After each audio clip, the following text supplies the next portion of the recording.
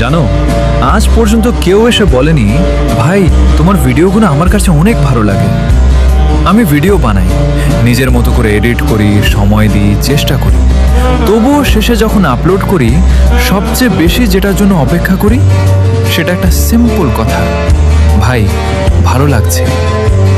View আসে, লাইকও আসে কখনো কখনো, কিন্তু সেই কথাটা কেউ বলে না।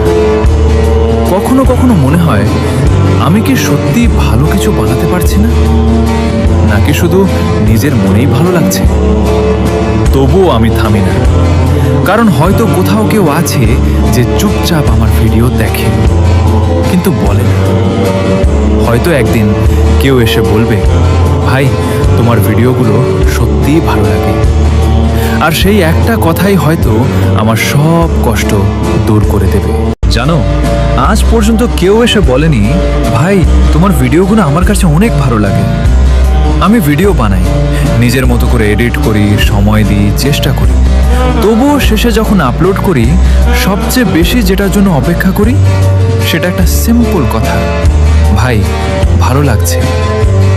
ভিউ আসে, লাইকও আসে কখনো কখনো, কিন্তু সেই কথাটা কেউ বলে না।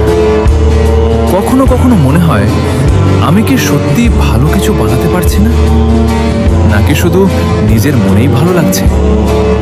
তবুও আমি থামি না, কারণ হয়তো কোথাও কেউ আছে যে চুপচাপ আমার ভিডিও দেখে কিন্তু বলে না।